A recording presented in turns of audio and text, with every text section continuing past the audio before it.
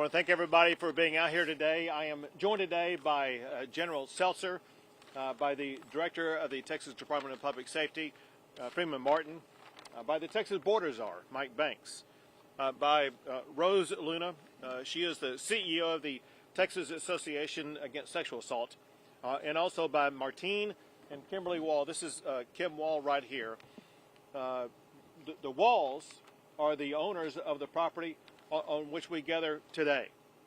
We gather in areas where they have burned down trees like the ashes that we see here. The ashes we see here are from trees they burned down. Trees where migrant women were being sexually assaulted by coyotes, gangs, and human traffickers.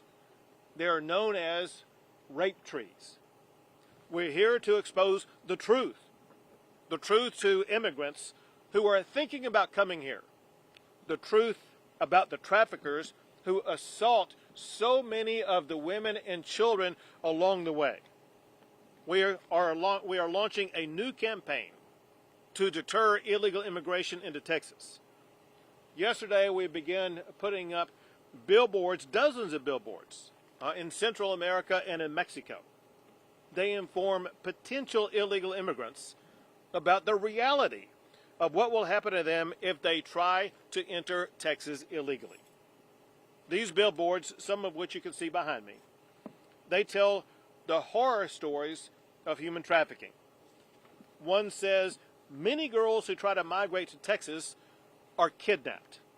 Another sign says, your wife and daughter will pay for their trip with their bodies. One asked families thinking about sending their kids here, how much did you pay to have your daughter raped? This is tough medicine. But we want no more rape trees in Texas. Do not make the dangerous trek to Texas. For migrants who are now already close to crossing the border illegally, we have billboards providing warning messages in Mexico. They are arrayed across Mexico, but especially along the northern border of Mexico, all the way from Matamoros to Juarez and many places in between. One says, stop. If you cross the border illegally into Texas, you will be jailed. Another warns, don't come to Texas illegally, you will be arrested. And know this, the Trump administration will prioritize for deportation illegal immigrants who have been arrested, to ensure that as many people as possible are aware of these warnings. These billboards are in several languages, including Spanish, Russian, Chinese, and Arabic. To keep illegal immigrants from entering into Texas, we have built walls and razor wire barriers and deployed buoys and container boxes. We have arrested thousands who got by those barriers. We will continue to aggressively arrest immigrants entering Texas illegally. We will work with the Trump administration to deport them. The message is, do not risk a dangerous trip just to be arrested and deported. Next, we will have Rosa Luna, the CEO of the Texas Association Against Sexual Assault, speak to you. Thank you. Hello, everybody. My name is Rose Luna. I'm the CEO of the Texas Association Against Sexual Assault. We are the statewide sexual assault coalition committed to ending sexual violence in our great state of Texas. First and foremost, our North Star is all survivors of sexual assault, regardless of circumstance. Unlike other states, in Texas, we have state-specific statistics. And according to these figures, 1 in 5 Texas men and 2 in 5 Texas women will experience sexual assault at some point in their lives. This prevalence is staggering, but those are the numbers that we know. Those are the numbers that we can grasp. Alternatively, and the reason why I'm here is there is a largely unspoken sexual assault crisis impacting women and children migrating to the Texas border. Acknowledging this issue and its profound impact on survivors is not just crucial, it's our responsibility. The anecdotes from women who have made this journey are heartbreaking. A few years ago, during a visit to an immigration facility in Williamson County, there was a long line of women that waited for me to finish my presentation so that they could share their harrowing accounts of sexual assault. It was gut-wrenching. It was heartbreaking to know that I was the first person that they felt safe enough to share their story with. It was very painful. It was very raw. One of the quotes that seared in my brain is, one of them said, the very violence they were trying to escape is the violence that they experienced on the journey here. It's a reminder that there is harm and suffering in this journey. I think the reality is that the price of the journey is very high. It is important for us to recognize that, and it is vital for them to understand that. And most importantly, no one deserves to be raped. No one deserves to be stripped of their dignity under any circumstance. Survivors of sexual assault are not a population that seeks the spotlight, nor are the men, women, and children making decisions on whether or not to make the journey. We applaud the state in recognizing the silent crisis and for acknowledging and elevating this very serious yet hidden issue. Thank you so much. Next is Kim Wall, the owner of the property on which we're located, but also a person who can share with you some harrowing stories that have occurred on this property. Hello. We've had several rape trees and lots of women that have been found beaten and raped in front of our house, left to die in drainage ditches, where it makes you terrified to go outside of your own house and enjoy your own property. I know that my husband had found 3 different rape trees and he burnt them down so we didn't have to see them. And I don't know if he found more because he quit telling me all the things he found because we were scared. And it's scary when you can't go on your own property and you're told if you do, you have to carry a gun to protect yourself because you don't know if you'll be attacked by one of the men hiding in the brush. There's been numerous children that have been found, different illegals, and we found 3 people that were found murdered this last year on our property, and it's just scary. And we all want a better life for everybody. Thank you. And that little girl? The little girl. The one that raped here. Oh, the one that they found in front of the house? Yeah. She was raped by 12 different men and beaten, left to die. And we were told that we found many, many other ones. The railroad police has, and Border Patrol had also. Thank you.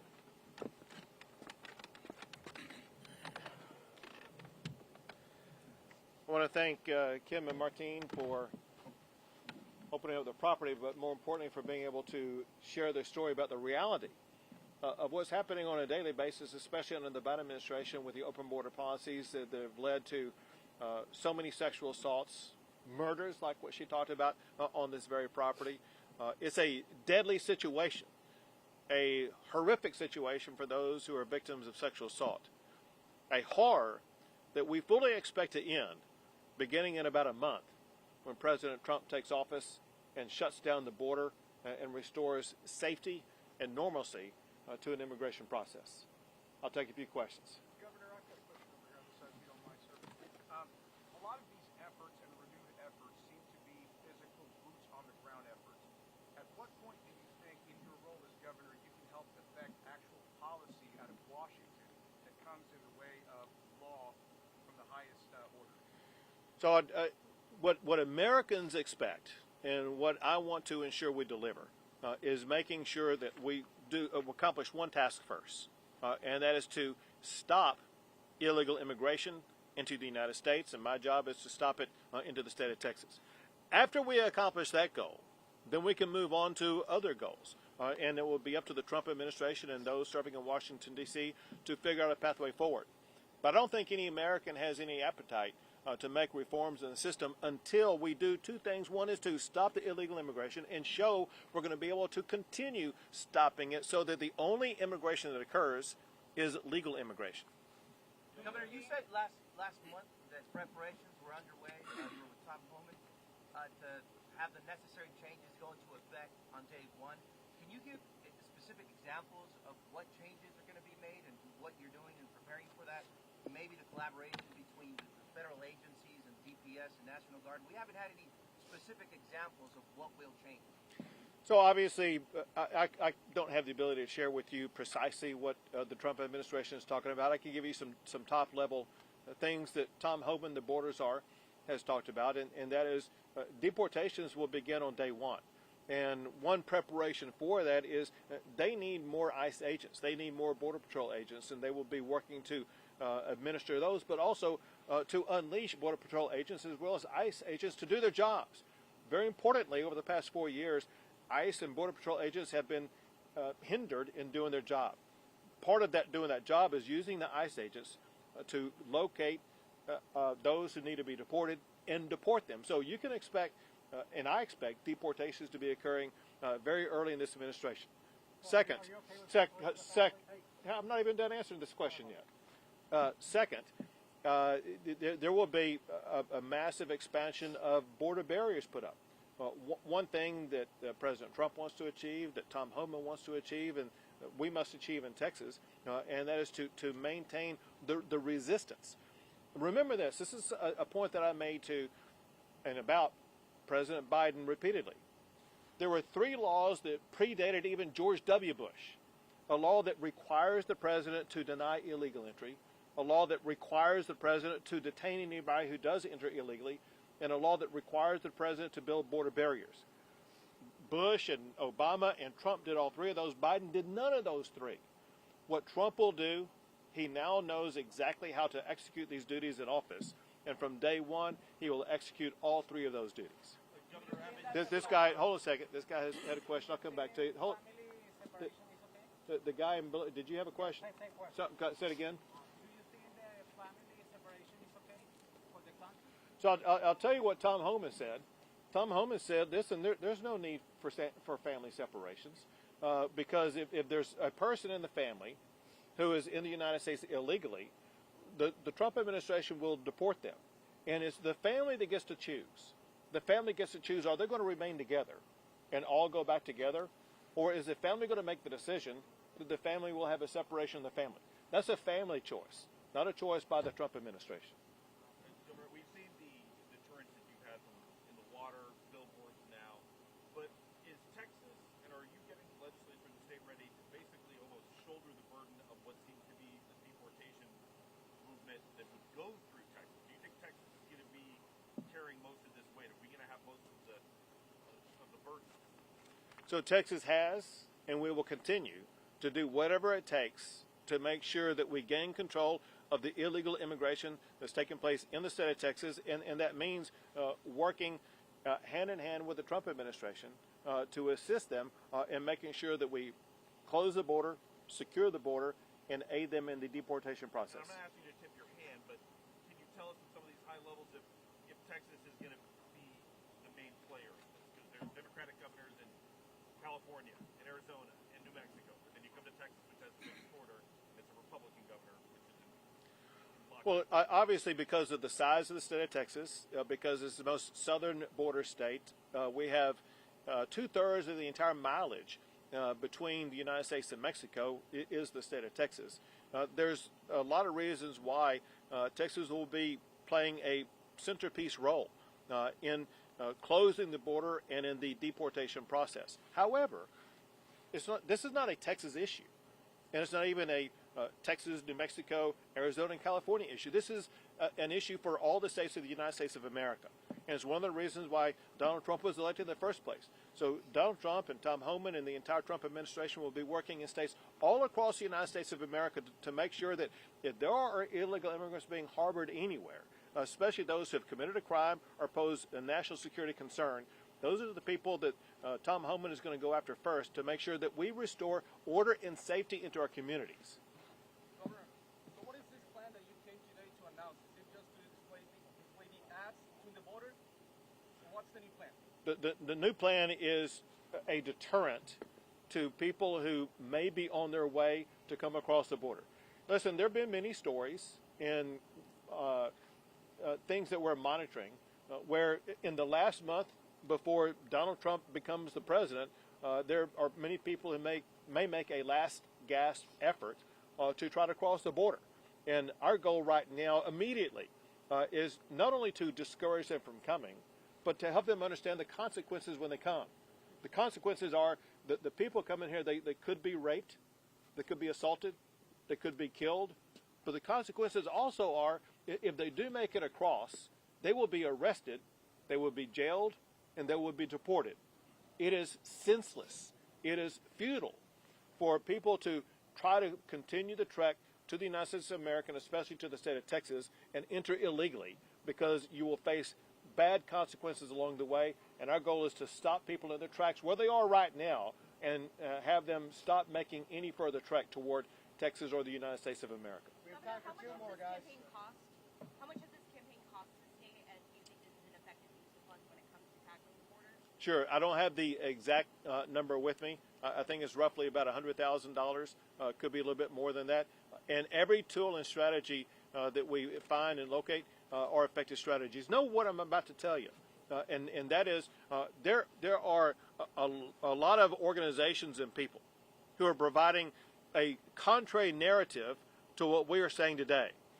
There are the cartels, there are gangs, there are human traffickers, there's even maybe the government of Mexico, as well as non-governmental organizations that tell a completely different story and make it sound like it may be harm that's going into the state of Texas.